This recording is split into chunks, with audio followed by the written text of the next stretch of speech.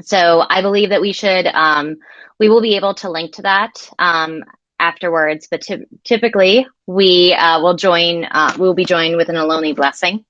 But I feel, first off, welcome to our virtual march. I'm going to hand this over to Sophia and Allison, who are co-leads from the San Francisco Women's March Oakland and also San Francisco Women's March. Sorry, and they will kind of give you the run of show for the day and get us into our fireside chat. Hey everyone, welcome. Thank you so much for being here to celebrate our 5th year anniversary and for continuing to be engaged. My name is Sophia Andari. I'm a co-founder and co-chair of Women's March San Francisco. Unfortunately, we're trying to start a video. However, we'll make sure to get that to get that done at one point, probably right after the fireside chat. The video that you will be seeing is a pre-recording of Canyon Sayer Roots, Coyote Woman. It's an opening with the Ohlone ceremony from last year's Women's March San Francisco rally. So just so that everybody knows, we always have our Native American sisters open all of our marches. So Canyon has actually opened our last 3 rallies. We're very grateful to always have her and the Native American community. So on behalf of Women's March San Francisco and Women's March Oakland, we want to thank our Native sisters and brothers and gender nonconforming for welcoming and leading us during all of our marches. As we do this work, it's very important that we acknowledge and remember we are guests on Native land. And now it's my pleasure, absolute pleasure, to introduce the co-founder and co-director of Women's March Oakland. We have Allison Mata. Thank you, Sophia. We're grateful for the partnerships with Women's March San Francisco and so many local organizations, mostly led by women of color, that have been doing the mighty work for decades in Oakland and the rest of the Bay Area. We'd like to thank all of the volunteers and those who have attended our marches, conferences, trainings, and other events over the past 4 years. We're proud of the work we've done together, and we look forward to continuing to fight for justice and equity in our communities. And I would now like to read a message from our Congresswoman, Barbara Lee. Just 1 second. I am Congresswoman Barbara Lee, and I proudly represent the beautiful and woke 13th Congressional District. Thank you to all the women's organizations participating in today's Women's March. Thank you to all the local and national women's organizations and organizers who make events like this possible. From last year's march to this year, we have so much to celebrate and be inspired by. We have inaugurated the first African American, the first Asian American, and the first woman to the second highest office in the land. Madam Vice President Kamala Harris, who was born here in Oakland and raised in the Bay Area. At the inauguration, we witnessed honesty, realism, and hope in the profound words of the National Youth Poet Laureate, Amanda Gorman. And now we must continue to do our part. In accordance with the theme of this year's march, we must stay engaged in 2021 and beyond. The last 96 hours have brought many of us a sense of relief, but there's still so much work to be done, and each and every one of us is needed. Madam Vice President has shattered the glass ceiling and will be representing women and girls of all ages in rooms where we have never had power before. She's the first, and in her words, she will not be the last. We must do our part to ensure that this is true, and women are represented in every room from all races, backgrounds, and cultures.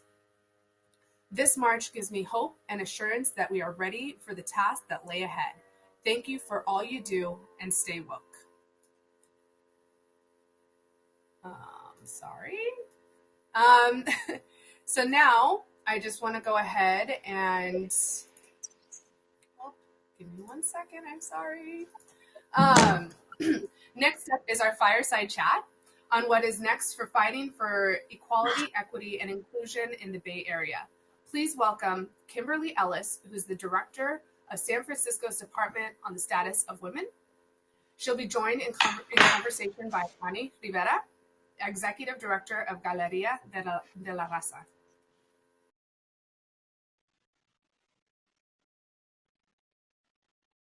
All right, are we on? I think let's make sure your mics are unmuted for the ones that are talking. First of all, I just want to say thank you so much. And thank you to the audience that's joining us and going along with us as we figure out this technology, putting these events or learning experiences, and we continue to rise to the challenge. And so thank you for joining us. Thank you for your patience. Let's take a collective breath in and let it go. It is the way it's supposed to be. We're here, and we're just so excited to be in conversation. I want to just introduce myself a little bit and tell you a little bit about what I do, and then we'll go into our conversation. My name is Ani Rivera. I'm a queer Chicana from the borderlands of San Diego, Tijuana. My work explores the intersections of community development, art, and social practice with a specific focus on creating equitable and sustainable communities for communities of color. And I'm also part of the Chicana Latina Foundation Board of Directors, which focuses on providing Latinas in higher education, leadership, and scholarship. So that's a little bit about what I do. And now in thinking of, the San Francisco and Oakland's Women's March principles, which center LGBTQ rights, worker rights, civil rights, disability rights, immigrant rights, and environmental justice. I want to start by saying that, the words that Amanda Gordon read in her poem on Inauguration Day, "The Hill We Climb," touch on how we need to center ourselves and walk into this work that we do and into the journey of how to stay engaged. I want to read a little bit about that. That really touched my heart when I heard her words. And it's the section that states, "If we're to live up to our own time, then victory won't lie in the blade, but in all the bridges we've made. That is a promise to glade, the hill we climb. If only we dare, it's because being American is more than a pride we inherit. It is a past we step into and how we repair it." So with those words, it is my pleasure to introduce Kimberly Ellis. Kimberly has been named one of the most powerful unelected persons in California Democratic politics by the Sacramento Bee. Ellis has helped shape the landscape of progressive and grassroots politics in California and beyond. For nearly a decade, Kimberly served as the Executive Director of Emerge California with incredible success, growing what had been a regional training program into a statewide electoral powerhouse for Democratic women, earning her the reputation for revolutionizing Democratic politics in the Golden State. Today, Emerge California alumna occupy seats from the Lieutenant Governor's office to the state legislators, school boards to city councils, water boards to city halls, including San Francisco Mayor London Breed and Oakland Mayor Libby Schaaf. In November of 2020, Kimberly was appointed by San Francisco Mayor London Breed to lead the Department on the Status of Women, a 45-year-old institution that is working to foster the equitable treatment and advancement of all women, girls, trans, and gender nonconforming people in San Francisco through policy, legislation, and programs. Kimberly, it's an honor to be in conversation with you. I can't wait till we're in the time that we can actually see each other and hug each other, be together and continue this work. But welcome. And I'll start with just sort of, having a conversation around what are what are we focusing now? What are some of the pressing, policies and priorities you see us needing to engage with in the next 2 to 4 years? Yeah. Well, let me first just start off by saying how honored I am to be here in this space today, this virtual space. Ani, to be in conversation with you. and to the Women's March, to the leadership teams of both San Francisco and Oakland. Thank you, ladies, for coming together, for standing in solidarity with one another across the pond to really bring forward these conversations that will happen over the course of today. Let me also say that once we get sort of past this COVID pandemic, that I'm looking forward to, and I would offer as a suggestion, the women's marches hold a sort of collective hugging circle where we can all come together and just hug one another, because human touch is so powerful and so important. And so I'm really looking forward to that. In terms of your question, and I think sort of the theme for today, which is how do we stay engaged in 2021 and beyond, and sort of what's next in terms of priority areas. I think first and foremost, before we continue moving forward, we need to take time to rest and reflect. I think for so many of us, these last 4 years and this last year in particular have been really hard, physically, mentally, spiritually, financially, emotionally hard. And as women, and certainly women of color, historically, we have sort of been cultured to grin and bear it and to keep pressing forward without stopping and acknowledging the pain, the anger, the joy, even all of the feelings that we feel as human beings. And so I want to encourage us, because for many of us, we had our sleeves rolled up and dug in the trenches of really helping to bring about the incredible change and transformation that we saw ushered in officially last Wednesday at the inauguration. And so just taking time to replenish our wells as we prepare for this next leg of battle, I think is incredibly important. I think that if there is one sort of meta narrative and takeaway of the election of Donald Trump and all of the devastation that came in his wake, it is that our democracy is incredibly fragile. It has always been. I think it is even more so now on the other side of his of his tenure. And so right now, I think it's really important that we as women recommit to really what is a lifelong struggle for justice and fairness and equity. We have to recommit to staying informed, to being engaged, and to actively participating in our democracy, understanding that freedom is not free, and that the fight for equity, inclusion, and equality is an ongoing struggle, one that is waged in every generation, as Coretta Scott once said. And so, there are many issues and areas that we should have at the top of our policy agendas. One of the ones that's near and dear to my heart is making sure that there is federal legislation passed quick, fast, and in a hurry that is going to outlaw voter suppression tactics, including gerrymandering. I think what we saw in Georgia is a beautiful example of what happens when we can get past voter suppression. I was having a conversation just earlier, and they were talking about how, sort of Georgia and the people of Georgia woke up, and turned out. And I said, well, I would offer just sort of an edit to that comment, and that we just woke up to what has been happening in Georgia over the past decade, and the work that has been going on the ground there, and that really Georgia, like many of those states in the South, are not so much a red state as they are a suppressed state. So we need to ensure that going forward, that we have codified in our laws at the federal level, the highest level in the land,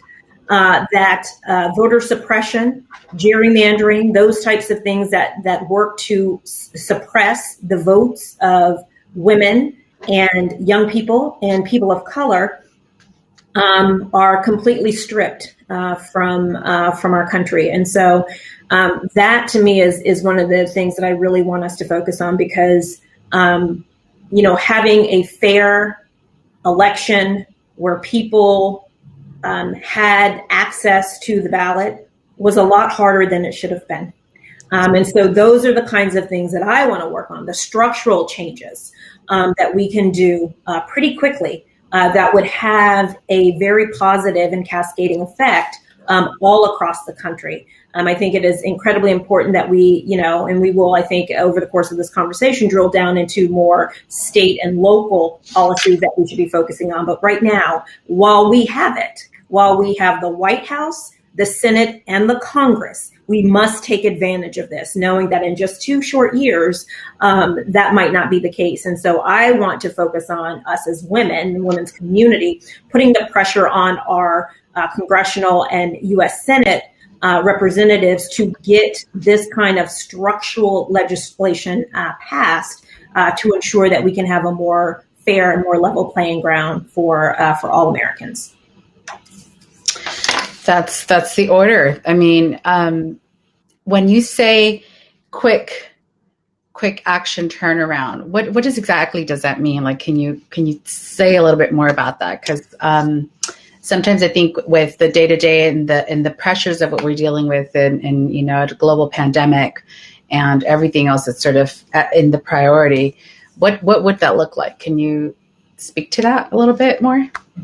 Well, I think that, whereas the pandemic has certainly slowed down our physical movement, I in terms of our elected officials, they are living in this same sort of virtual reality that we are. They are conducting business, continuing to pass laws, yet and still. And so for me, quick, fast, and in a hurry means that once, Biden's cabinet has been confirmed and put in place, Congress needs to move expeditiously in terms of the first sort of suite of bills need to be ones that are addressing and dealing with these structural changes that need to happen.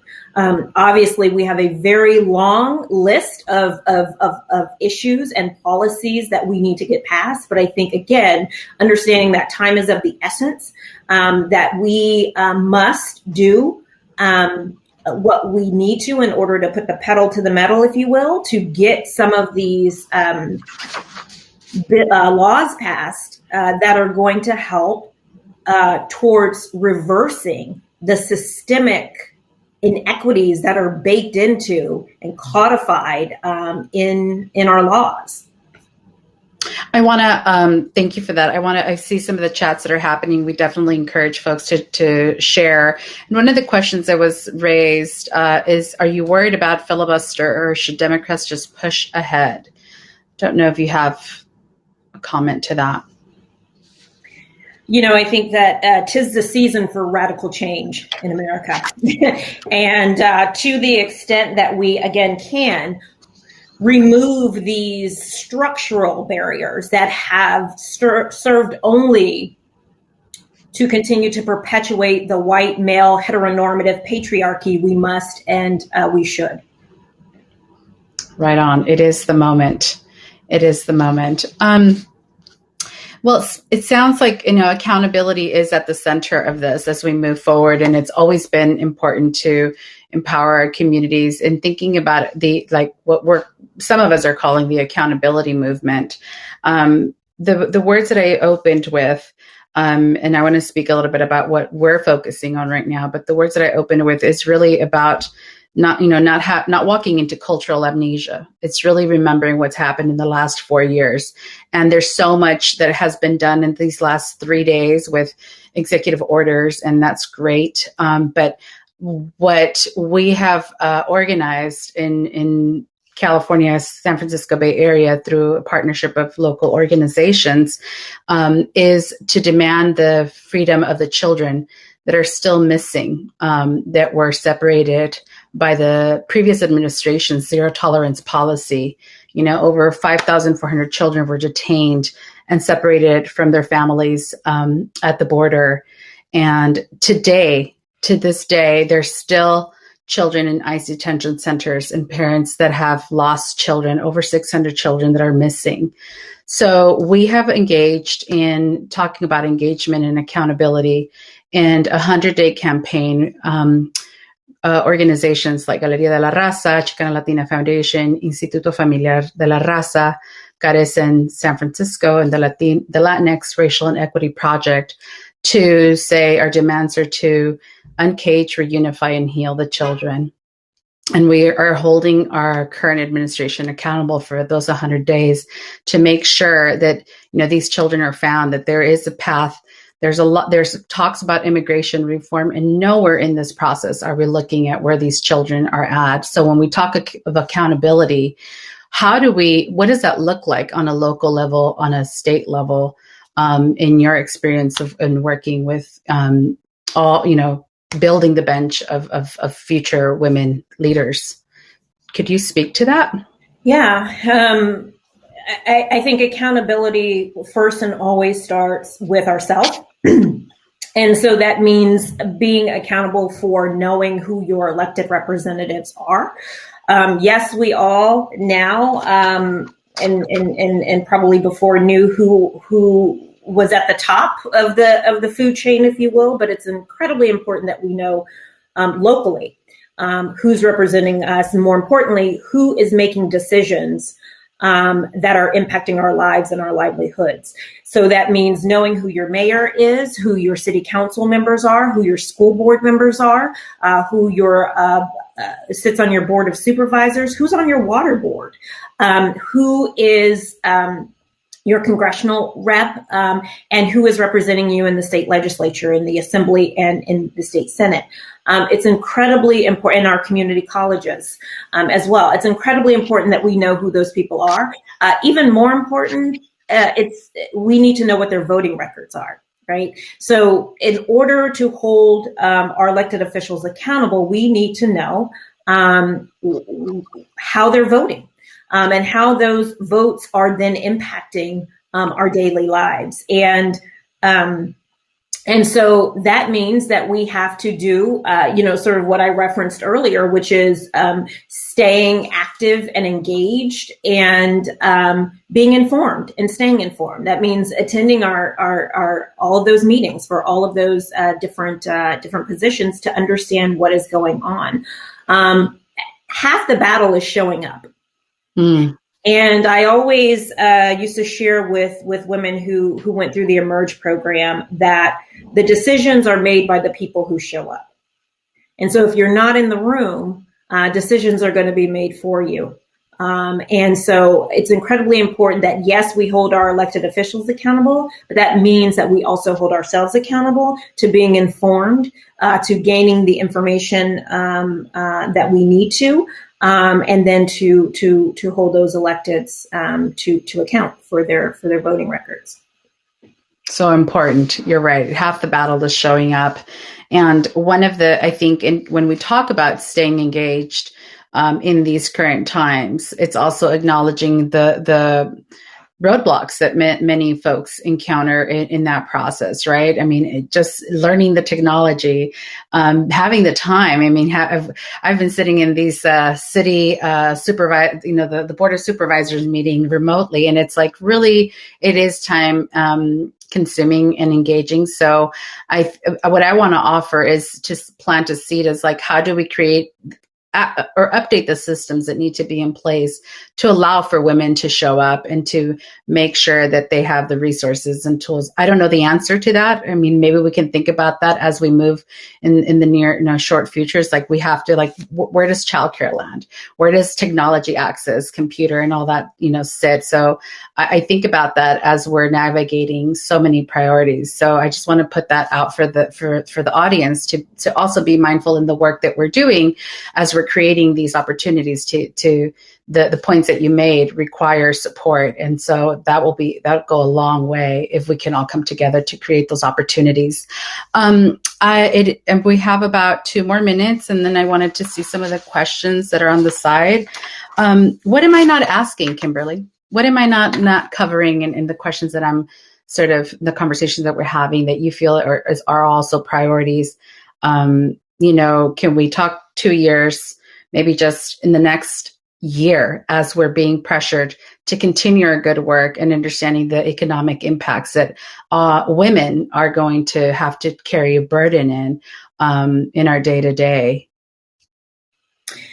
Yeah, no, I think you're hitting on all of the many of the important issues. The only thing that I would add is again, this sort of reality that we're all existing in right now, the COVID-19 pandemic that is continuing to devastate our country and really the rest of the world. So, obviously, the top priority in the Biden administration is to get the COVID-19 pandemic under control. Mm-hmm. That includes, I saw recently that our new president intends to have a national mask mandate, which I believe is incredibly important. They are working on right now a way to distribute the vaccine in a smoother, more expeditious way.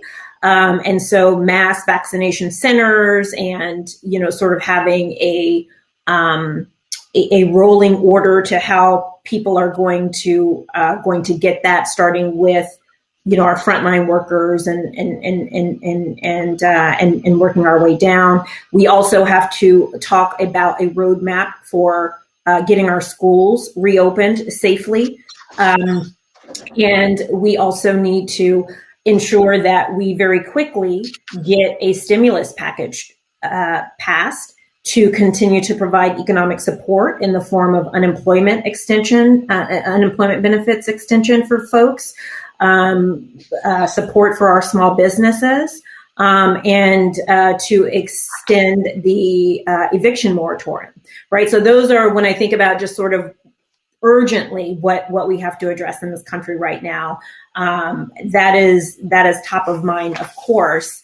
But then moving on beyond that, then we have a whole laundry list of issues that we're going to have to address. And so I do think it's important that we understand that always, always, always, women and people of color and poor people are going to be disproportionately impacted by everything. And you spoke about jobs and how women have and continue to bear the brunt of that. We saw a jobs report for Q4 of last year that showed, nearly 200,000 jobs lost, and 100% of those jobs were women. And even more, it was women of color, with Black and brown women leading in terms of job loss. And so we know that whatever policies we put forth, including the stimulus package to specifically address the impacts of COVID, they need to center women and women of color, because we are the ones that have been bearing the burden and the brunt of the racist, sexist, ageist, xenophobic, homophobic laws that have been woven into the very fabric of this country. Yeah, so on point. So, you talked about in your bio, it speaks to how you took Emerge California from a local, a regional platform to a statewide platform. And so it makes me think, in your role right now that you're working with, focusing in San Francisco, do you see an opportunity for more direct, a regional plan for the Bay Area for women? And what would that look like to get that going? Have you ever given that thought? Oh yeah, lots of thought. So, California is the 5th largest economy in the world. We know that what we do here reverberates not just throughout the rest of the state, not just throughout the rest of the nation, but really throughout the world. And so it's incredibly important that when we as women get into positions of power or positions of leadership, that we understand that we have an opportunity, but I believe an obligation to lead, and to lead boldly and unapologetically with a feminine-centered kind of lens and perspective, knowing that women oftentimes operate from a place of love and justice for everyone. And so what that means is that we are, and let me just also say that I love Oakland equally. I believe that Oakland is the center of the universe. Lots of love for Oakland. And I spend a lot of time in Oakland. And in fact, I'm coming to you live right now from Oakland.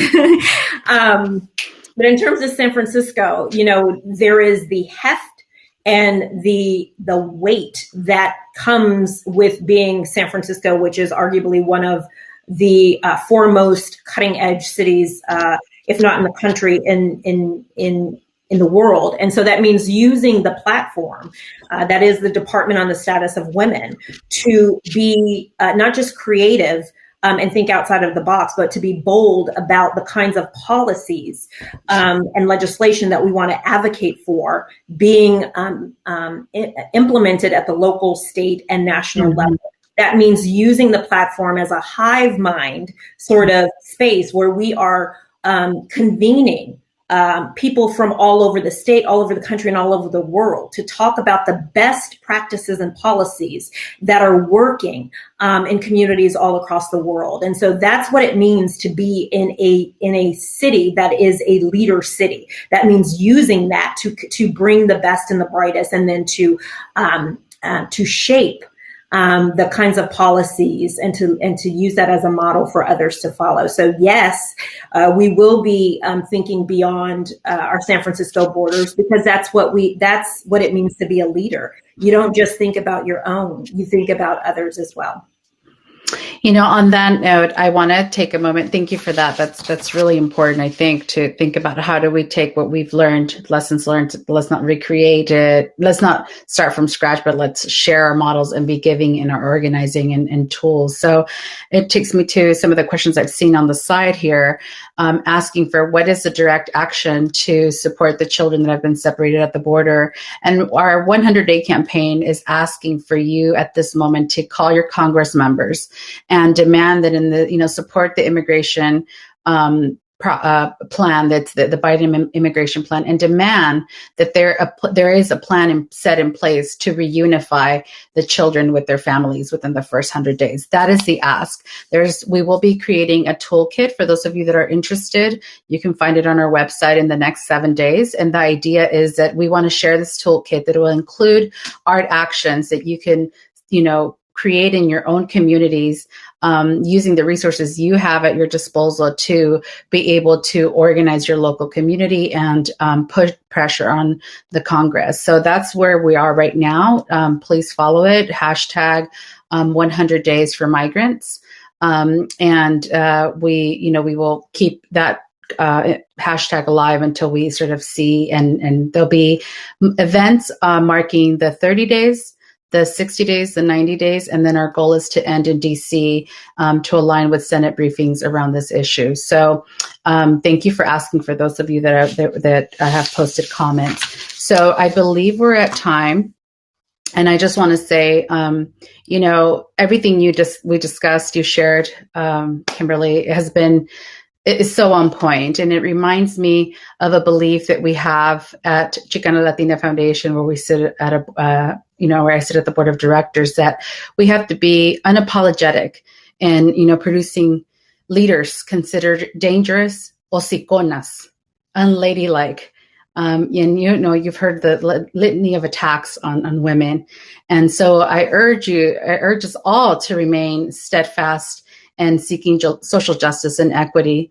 And I'll leave with saying that the closing words, again, of Amanda Gordon's poem that she read this last Wednesday, that for there is always light, if only we are brave enough to see it, if only we are brave enough to be it. The future is here with our young poets. Let's support them, because every movement has to have culture in action.